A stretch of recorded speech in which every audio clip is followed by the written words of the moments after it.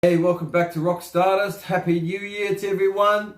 I hope you have a good one. And today we're following on. This is part 2 of, the solo remains the same, which is, from the song remains the same. It's broken down into the highlighting Jimmy Page's brilliant playing, extraordinary, I call it, across that album and movie, obviously.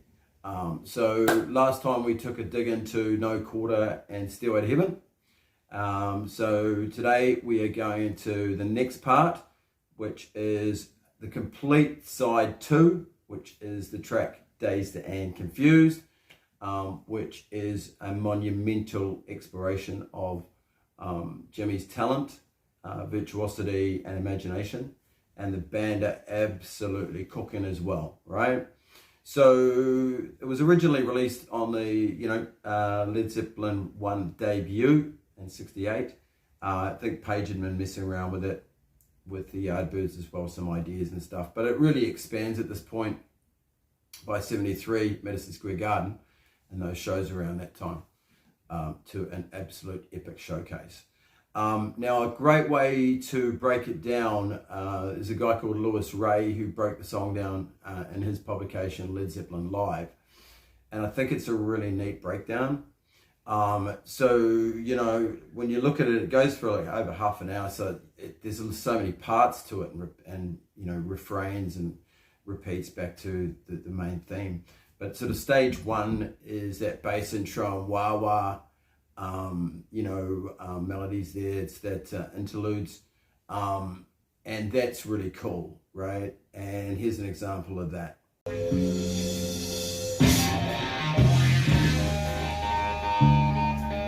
Stage 2, you've got your main vocal theme, right?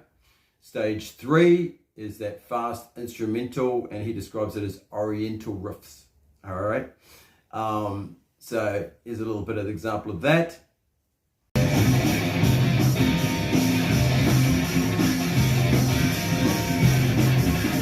Stage 4, you've got the San Francisco part, which is really cool. It's that really melody, little rundown picking part, which is really cool. And that just works brilliantly. And here's a snippet of that.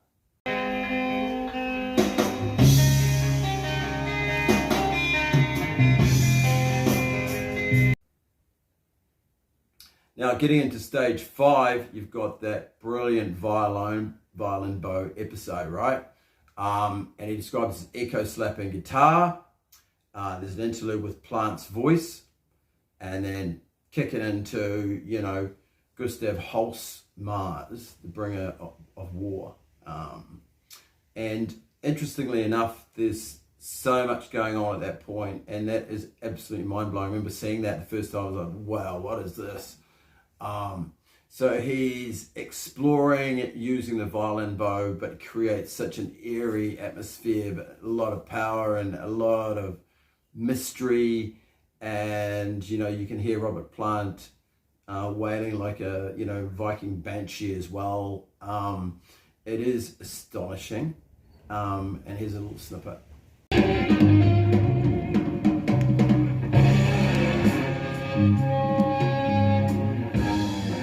And there's also a part in there where, it gets that sort of percussive quality that he's getting, Pagey, and it sort of struck me as, it almost sounds like, with that slappy sound, it creates a truncated sort of galloping sound, which almost sounds like a horse galloping there. So here's an example of that. I think it's pretty cool.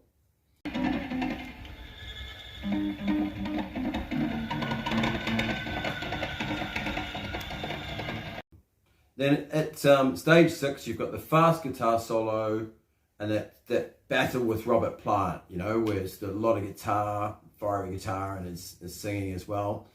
A lot of that, picking that notes out and bending it on the neck piece there with the G. There's also goes into stage 7, which is just a slower tempo solo and sort of funky sort of feel.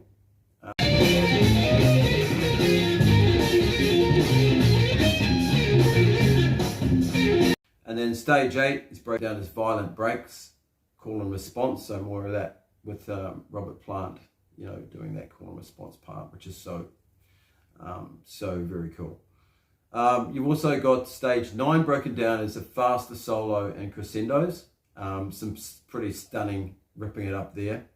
Here's another snippet of that.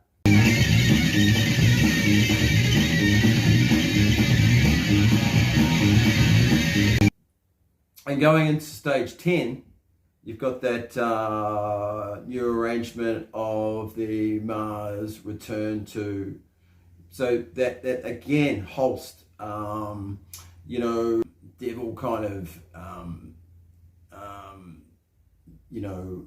chording there, which sort of came along that time. He was kind of like Wagner was the guy that inspired a lot of heavy rock, heavy metal, because of the way he did his compositions.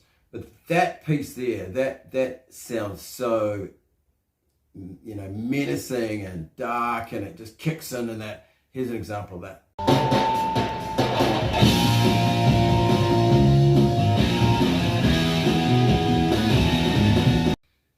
And then he's got stage 11, you return to the main theme. So we're going back to that, the main part at the start there.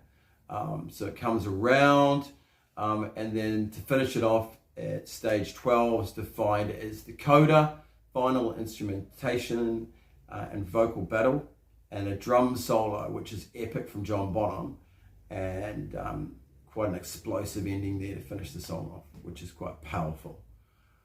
But looking at this here, and by the way, guys, please do like and subscribe. Appreciate those people that have so far. It really, really helps me out. And we'll keep you up to date with any new news and vids that come out. And please leave your comments in the comment section there, get amongst it. There's some definitely a lot of talking points on this track. But look, the thing that stands out to me, revisiting this again, in all its glory, is the incredible imagination and improvisation, and this is with the whole band as well, not just Jimmy. But Page himself is impressive because he doesn't run out of ideas, and he can stay incredibly melodic, and it can get really chaotic, but he's still pushing the boundaries, and it's still fresh on the air. But there's astonishing speed, there's astonishing versatility in what he's playing. The tonality at times is just mind-blowing. And all of these pieces work so well together because the band is so tight, and he is just on such top form with his playing. But that affinity again, which we picked up on last video with John Bonham, that sort of psychic connection, there's so much power there between the two. And you couldn't imagine anyone else playing the drums to this. It's just all, John Bonham's genius. And Jimmy just carves it up, absolutely carves it up. The guy was in such incredible form at this stage of his career. And it's just a brilliant, brilliant example and showcase exploration of his ability on the guitar. So look, guys, I hope you enjoyed this. Look into, the song remains the same, Dazed and Confused, and what a brilliant piece it is. Look, we'll be doing more on this, so there'll be another part coming out where we'll explore some of the other tracks, like Since I've Been Loving You and The Song Remains the Same itself, that sort of thing. So, look, have a great week. Thanks again for watching, and we'll catch you next time. Cheers.